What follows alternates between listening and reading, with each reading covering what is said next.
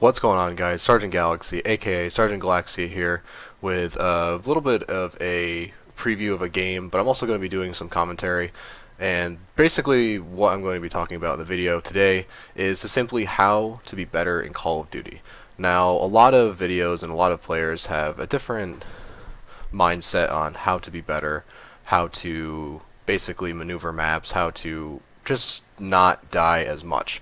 Now, like I said, everyone has their own opinion, and I am entitled to mine. So I will be trying to list 5 of my methods of just simply playing better. If any of them help you, great. If they don't, let me know why, and such like that. So basically, the top 5 that I'm going to be explaining, I'll explain the list, and I'll go into each one individually.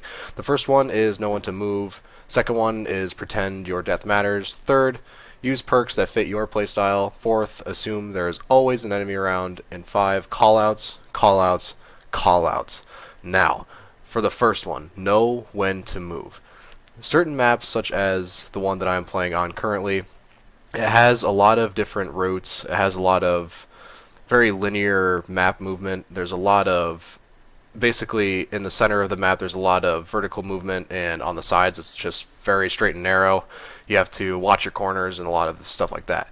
So if you are the type of person that is dying frequently on certain map constructions such as this one, where there are a lot of lanes that you can basically see from anywhere, for example, in the tower that I'm in, this spot can basically see the entire map's choke points, and you need to know when to move. If you are the type of player that basically doesn't think about where they're moving, you're basically moving to move, that's one of the key problems that you may be having excuse me, in regards to you dying a lot. Because with something like that, you aren't really focused on killing people, you're more focused on maneuvering the map, and that's not a good thing.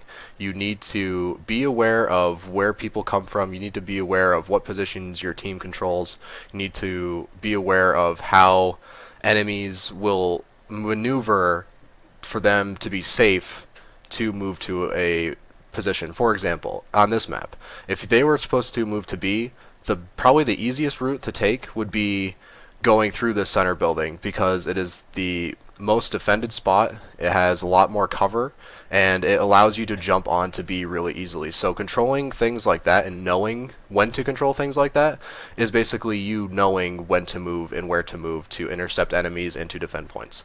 Now, for the second one, pretend your death matters. Now, this is kind of going back to what I said earlier in regards to you running around the map, you sprinting everywhere, not really having a purpose in the map. It's very, what I'm about to say is, it's a very strange method of perceiving an online game, but think of online as campaign. Now, what do I mean by that? What I mean is basically tell yourself that you are in a campaign and that your death matters. So instead of spawning all the way back to the checkpoint when you die and having to kill all these enemies again, basically tell yourself that you are basically doing the same exact thing, but with the mindset of campaign. If you've ever even thought about it, you maneuver a lot more cautiously around the map. You move where you want to survive. You want to complete the objective in order to get to the second part of the campaign, and so on and so forth. So why not implement that in multiplayer? You'll be a lot more cautious, assuming that enemies are going to be around corners with your sights already up and ready to go, as opposed to sprinting around the map with no really objective, and you're going to get outgunned every time, because if an enemy is smart, and if they're even walking, let alone running, they already have that advantage on you, because if you're sprinting, you have to stop and pick up your gun. If they're walking, all they have to do is aim their sights, and they basically beat you in one step where you have to complete yours in 2. So think to yourself that you are completing a campaign. Even talk to I mean, I don't know how weird that sounds, but talk to yourself, saying that I'm going to flank around this position to help my teammates out, and like feel that like you're the lone gun. I mean, if you want to, you can think of yourself as Solid Snake, for all I give a rat's ass. Yeah, to basically maneuver around the map to the point where you are helping your team complete the objective, and you are basically staying alive a lot longer because you know that you have an objective, such as like that. So the third one, use perks that fit your playstyle. A lot of people think that they are doing this, where in fact they are not. So to give a good example, what I see most commonly, what my friends always complain about, so to speak, is that they are basically just constantly dying. One of the reasons being, which everyone recognizes but they don't know how to deal with it, is that they sprint too much. It's simply you sprint way too much. You're maneuvering too fast, you're going around the map with a chicken with its head cut off, and you're not really having a purpose. And I don't know if you guys have picked up on it, but I am basically highlighting that you need a purpose to play this game in order for you to play well. So, anyway, perks that implement certain play styles, we'll use myself as an example. So for my playstyle, I have a very quick reaction time. I normally, when I see an enemy or when I hear an enemy with my headset, I immediately react. I don't hesitate normally. I basically just strike when I need to. I let my impulses do the rest. And I use perks that accommodate that, such as quick draw for even faster reaction time.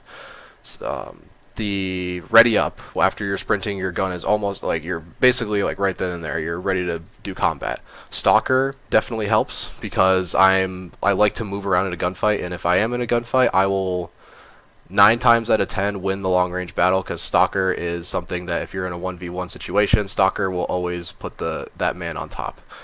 I also use certain things like, what do I use? What are the other two that I use? I use focus.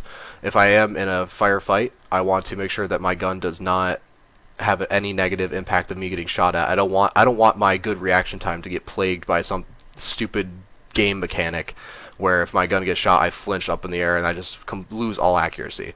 And the fact that my scope doesn't sway, which is a really good thing in long range engagements. And basically things like that. I also have sleight of hand, which makes me reload a lot faster, which is obviously really good because if I'm gunning down a lot of enemies such as this, I want to reload fast.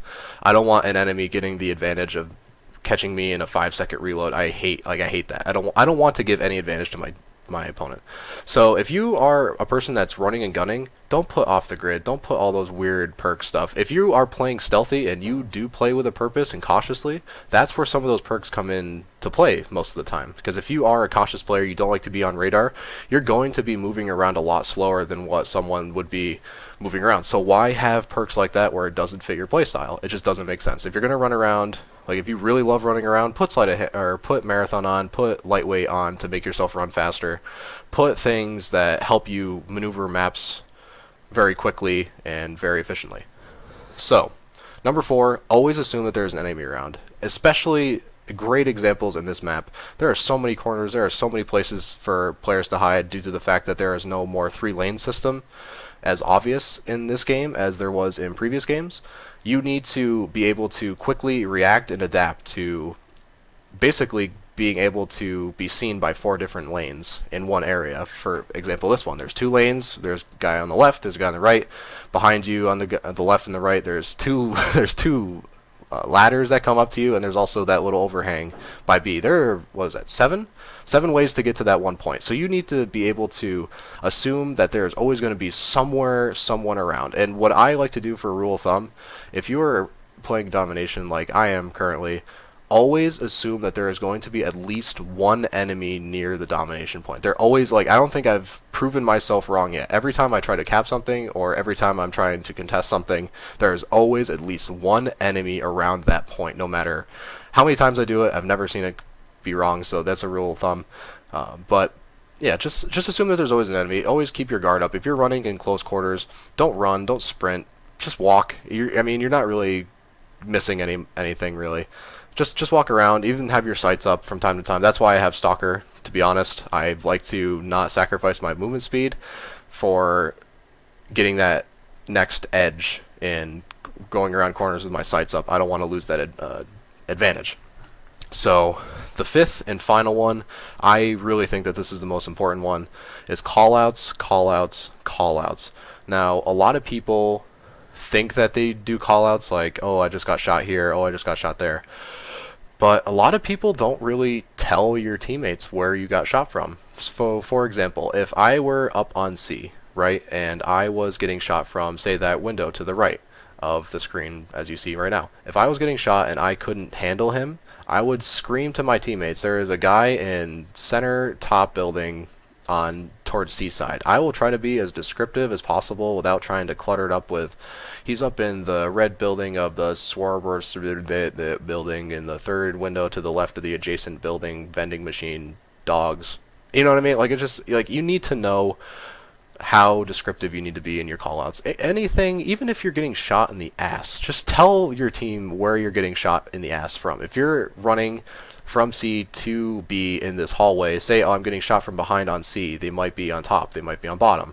And you're basically giving your team a better objective advantage, because the more your team communicates, the better you will win the game. There is no questions asked. It will always happen. If your team communicates very well with each other, you will never lose a game. Think of it, for example, as like a sports team, right?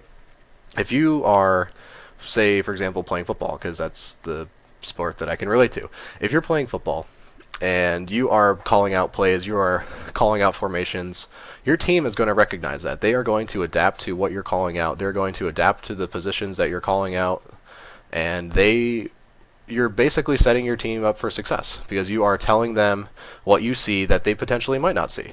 And that is something that's very crucial. Even if it's just any small piece of information could save someone's life in this game. And that leads to more kills and potentially less of a kill death streak. So that is the 5 that I have. Just to go over one more time, we covered know when to move, pretend your death matters, use perks that fit your playstyle, assume there is always an enemy around, and 5, call out, call out, call out. So I hope this video helped you guys a little bit. I know that every time I play a game with randoms or stuff like that, even with friends from time to time, they'll just wonder why I go 50 and whatever and we're getting either dominated or we're crushing them or it's a tight game. They always wonder why my kill death is so high. And this is the secrets, guys. These are what I follow, and this is basically what I do. And a side note that I did not mention, if you guys don't exercise, if you guys don't eat healthy, you guys don't do all this stuff, it will actually affect your gameplay. If you want to do better in Call of Duty, fucking eat right, work out, do that shit. It'll make your blood go pumping through your body. So that is it, guys, for me. I am done. I hope this stuff helps you. If it doesn't, leave a comment below. If you guys have any other tips that might be useful, leave it down below. And that's it for me, guys. So see you later, Space Cowboys.